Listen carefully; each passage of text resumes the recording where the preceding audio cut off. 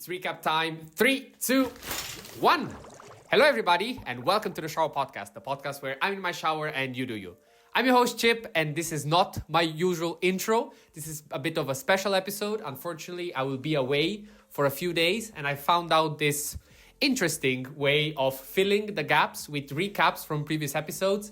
If this is your first time here, use it as an opportunity to find topics that you might be interested in and go back to listen to the original ones. If you are a usual listener of the Shower Podcast, well, again, this might be a rehearsal of topics that you might be interested in. Otherwise, I understand if you want to wait for me to be back. But in the meanwhile, the podcast needs to continue and we need to reach day 365. Having said that, I will not keep you longer. Thank you very much for listening. As always, a like and a subscribe. They are always welcome. And now, recap time. Welcome to the deep dive. So, you know how we usually take one topic and just tear it down to the studs? Well, today we're doing something a little different, a kind of meta deep dive. A deep dive of the deep dive. Exactly. We've taken a stack of sources, specifically the core planning and productivity deep dives that Chip created in the last few weeks, and we've pulled out the 4 most powerful, actionable ideas. So this is really the highlight reel. It is. Consider this your shortcut. Our mission today is to distill the absolute best of episodes 319, 320, 326, and 327. And look, if you hear a concept that really grabs you, you can always go back and listen to the full hour-long original. Of course. But for now, we're basically handing you the distilled operating manual for your week ahead. I like that. And what's amazing is how these 4 ideas, the premortem, backcasting, explore, exploit, and small bets, they really form a perfect loop for planning and, actually getting things done. A closed system. Yeah. It moves you from just vague hope to engineered success. So we're going to tackle them in order, starting with how you set up your goals with, maximum clarity. Okay, let's do it. Let's unpack this. Starting with what seems like the smallest, simplest trick for preventing future headaches, the premortem. This was from episode 319. Right, and Chip actually recorded this one while he was, I think, down in Argentina. Which is kind of the perfect setup for this idea, right? Yeah. Planning for the unexpected. Totally. So we all know the postmortem. That's the painful meeting you have after something has already failed. The blame game. The blame game, exactly.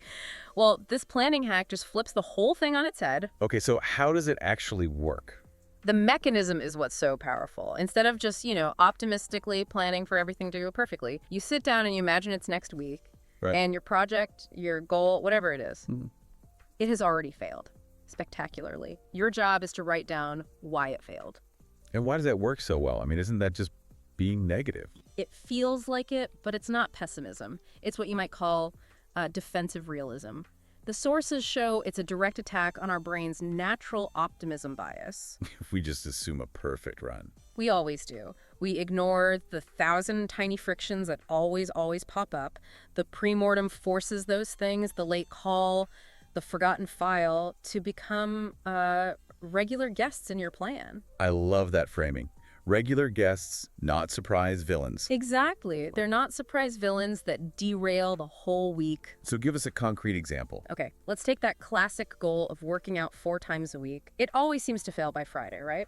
Always. The standard plan is, 4 slots in a calendar. A premortem makes you get real. You'd write down failure point 1.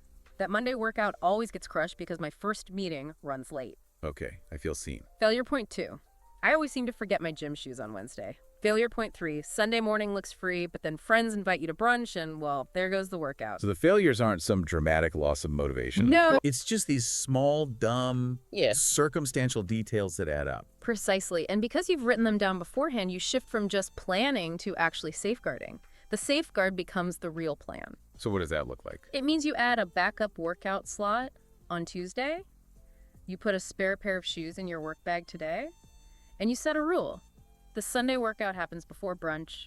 It's non-negotiable. It's the difference between a plan that needs you to be a hero and one that can actually survive contact with real life. That's the perfect way to put it. It survives contact. Okay, so if the premortem stress tests the plan, our next idea, backcasting, which was from episode 320, is about building the path from the other end. Right. Instead of starting where you are and kind of guessing your way forward. You jump to the finish line and walk backward. You walk backward. And this is so crucial for avoiding what I call goal vagueness. What do you mean by that? Well, the key here is defining the done state with extreme, almost painful clarity. It can't be a slogan like, get fit or be more organized. Or work on the presentation. Never. It has to be something you can verify. Something like, the 10-slide deck is exported as a PDF.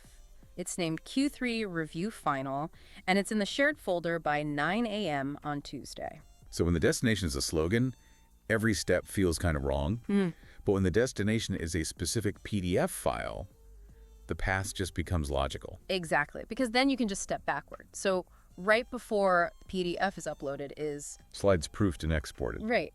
And before that, maybe it's like, send the draft to 3 key people for a final sign-off. Okay, I see. And you keep pulling on that thread until you get to the very, very first step. And that step should be so small, like a 10-minute action, that you can do it today, right now. That feels so much less overwhelming. It feels like you're avoiding all those little cliffs that usually stop you. What do you mean by cliff? You know, the missing file you need or that one decision you don't want to make at 10 o'clock at night. Yes. With backcasting, those decisions were made when you were calm and clear-headed. But I have to ask, doesn't this kill creativity?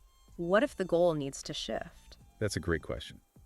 And the answer is, this is a tool for defined outcomes. So not for like brainstorming. Right. If you're in an early research phase, you might only backcast the next 3 days. But for a known deliverable, that report, that presentation, it actually increases flexibility. How so? Because it removes the cognitive load.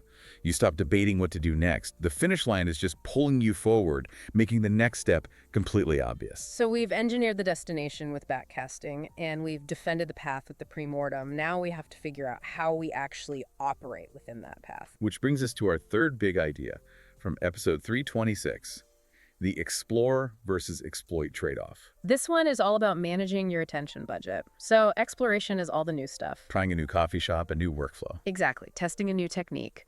And exploitation is optimization. It's pressing hard on the routine you already know works. It's the cafe you already love, the workflow that's, 80% effective, but it's reliable. Precisely. And the key insight from the sources here is that most of us get this wrong. We either explore forever and never actually finish anything. Or we exploit for too long and we get stuck in a rut, missing out on better ways of doing things. Right. So the trick is to match the phase you're in. It's not about your identity, like I'm an explorer. It's about context. So what are the boundaries for that context? Think about time. If you're in the first week of a 6-month project, that is prime explore time. The cost of trying something new is super low and the potential upside is huge. But if you're in the last 48 hours before a deadline, that is 100% exploit time. You stick to what you know works, no matter how boring it is. No new software, no new tricks. The sources gave 2 really practical tips for managing this. First, budget a small slice of your time for exploration on purpose. Yes, this is so important. Exploration stops being a distraction when it's small and it's scheduled. We're not talking about a lot of time. No, not at all. We're talking like 10% of a week. Maybe an hour on a Friday afternoon to test out a new feature. Or even just 15 minutes at the start of a work block. When you budget for it, you give yourself permission to innovate without feeling guilty. It becomes a feeder system for better routines. And the second tip was the checkpoint. Because exploration without review is just noise. This is where the learning actually happens. You use a regular time, say Sunday evening when you're doing your premortem for the week, and you ask one question. What did I try this week and what earned the right to stay? Exactly. If that new trick saved you 5 minutes every time you used it, great, promote it to your exploit toolkit. If it just caused friction, you retire it immediately. No ego. I love the analogy they used. Treat the week like a laboratory at the front and a factory at the back. Try new things when the stakes are low, then commit ruthlessly to what worked when it's time to produce. And this naturally leads us right to the final concept. This is the method for making that exploration safe and useful. It's called small bets, from episode 327.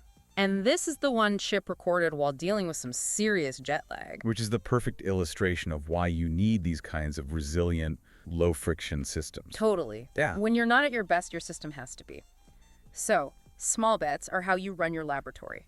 They are low-stakes, reversible experiments designed to teach you something fast.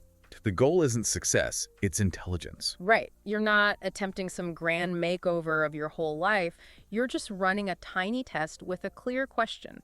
If I change X for 3 days, does it improve Y by a specific amount? So the real power here is that it reduces the cost of being wrong. Massively. And it increases the speed of being right. It just cuts through all that analysis paralysis where you're waiting to find the perfect system before you even start. But the key to making this work, and this is crucial, is defining the kill-keep line before you start the experiment. This is what takes the ego out of it, right? 100%. You have to set a tight time box, pick just one tiny tweak, and define what good enough evidence looks like. Okay, so give me an example. All right, let's say you want to try a new email filtering system. The small bet would be, I will use this new system for exactly 72 hours. Okay, time box is set.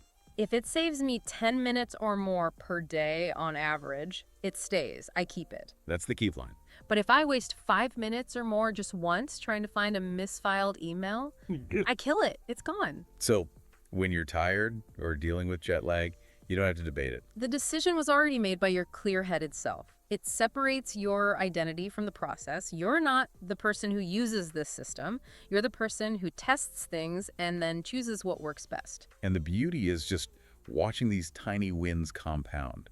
One small improvement to your morning, another to your calendar. And suddenly the whole routine just feels lighter, less friction, and you didn't have to, become a different person. You just improve the vehicle you operate in. I love that. You improved the vehicle.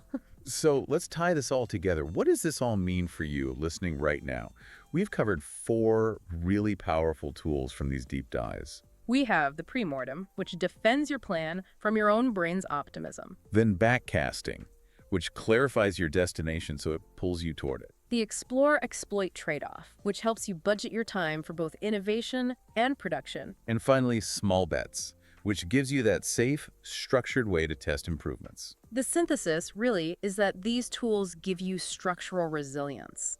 They let you shift from just hoping the week goes your way to actively engineering it to go your way. You're preparing for obstacles, you're clarifying the destination, and you're systematically testing improvements. So when that inevitable, messy part of the week shows up, your plan bends, but it doesn't break. You're moving from a reactive mindset to a systems mindset. Which leads us to our final provocative thought for you to chew on this week. Okay, so think about that one goal you have for this week. Maybe it's a project, maybe a habit, the one that always seems to fail in the little details. We all have one. We all have one. Use the Premortem. Right now, just list the 2 most likely reasons it will fail. Then design one corresponding small bet, a tiny, measurable test with a clear kill-keep line to test a solution for just one of those failure points. You don't need a grand overhaul. Just one small, specific probe. That's it. Thank you so much for diving into these planning and productivity insights with us today. We really hope you feel well equipped to use these 4 ideas to immediately shape your week and build that resilience we all need. We always appreciate you sharing your sources with us for these deep dives. It's a privilege to distill such actionable knowledge. Stay consistent, stay resilient, and we'll see you tomorrow.